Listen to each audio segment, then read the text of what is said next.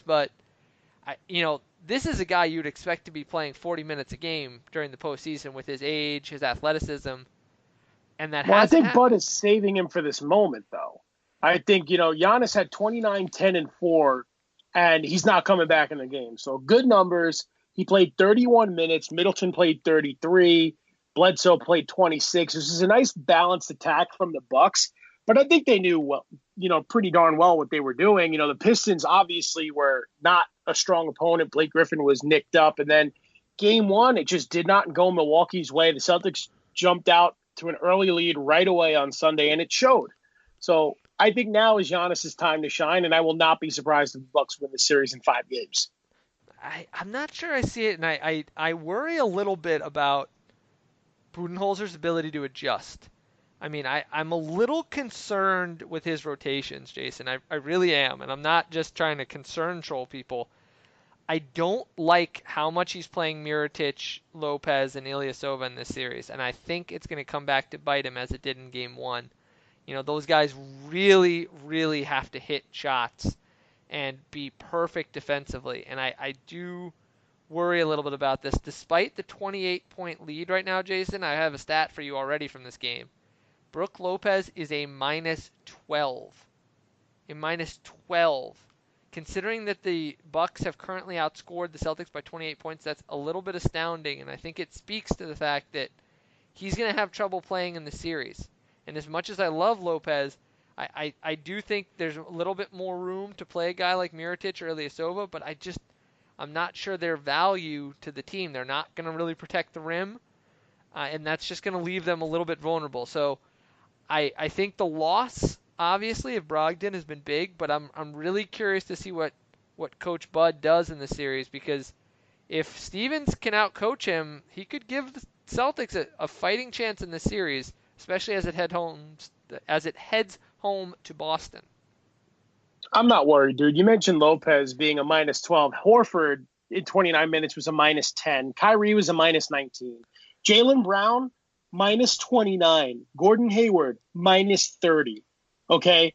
Lopez can play in this series. I think if the Bucks advance and they have, Marc Gasol in Toronto or an Embiid, that's Lopez's time to Oh shine. yeah, for If the sure, no Bucks doubt make it about it. all the way to the NBA Finals, that's where I think you worry. But obviously, we have a long way to go until then. Just to give the Eastern semi predictions, I have the Bucks in 6 and the Raptors in 7.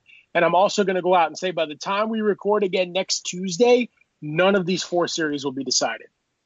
Oh yeah, 100%. It's going to be a great second round. We talked about it. I have Bucks in 7, Sixers in 6, the Warriors in 7, and the Blazers in 6 games.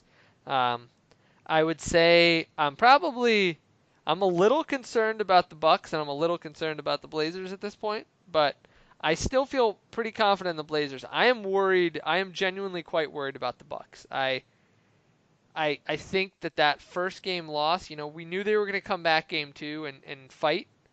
Uh, it's these series are all going to be really really tight. I think with the Bucks, they're going to have to make adjustments, and that is a big concern for me. If Coach Bud is going to be willing to do that, he's had some trouble kind of deviating from his system, and he's going to really have to do that if he wants to win this round. Oh, no doubt about it. I noticed another show has gone by where you didn't get to do your zero. Do you want to give it to the people, or are you going to elect to be the Arya Stark of the show and just only Oh give yeah. good things? Well, I mean, I kind of already handled it, but it was just the Spurs that just travesty, that Travis Schumachery of a game that they had. Just terrible. I was incredibly disappointed with the coaching effort by Coach Popovich, which I can't remember the last time I said that. The players were just terrible. It was one of the worst Game 7 showings I can ever remember. They shot something like 18% through 2 quarters. They were absolutely atrocious. They couldn't get anything going, and they just didn't play smart, as we mentioned at the end of the game. It was just terrible. I was really disappointed with that. Um, and I mean, I'm kind of glad that the Nuggets won because I think that this series will be a lot nicer. But Jason, it just doesn't feel good to go out on such a low note. So instead, I want to say, Jason, that it's been such a pleasure to get to talk with you and Pooch today. We got one of the great weekends in pop culture entertainment. I mean, there's just so much to be happy about. So I can't focus too Yeah, much on the zeros. no, I know I could be a bit of a Debbie Downer sometimes. I can, mention the lows of lows. I don't mean to do that. I'm really a positive person. So, Pooch was great. This was a great weekend for all of nerdkind. Avengers Endgame, Game of Thrones.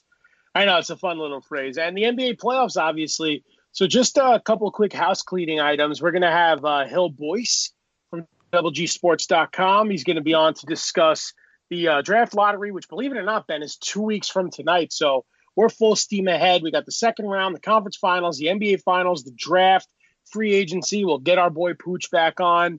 And it's a busy time here at Baseline Jumper. So there's a positive note to end on. Yeah, absolutely. And remember, everyone, to subscribe, rate, and review. 5 stars, please. Wow, we switched roles. I like that. You're absolutely right. And just remember, everyone, as well, to follow us on Twitter at the Baseline Jumper Podcast. You can find us on Facebook, same thing. And we will be posting this one up. So give us a listen. Remember to tune back in next week. Ben, how come you're not my Facebook friend? We're Facebook best friends, Jason. Mark Zuckerberg had to invent a new title just for us. Well, if we were on MySpace, I think you'd be in my top 8. Talk to you guys next week.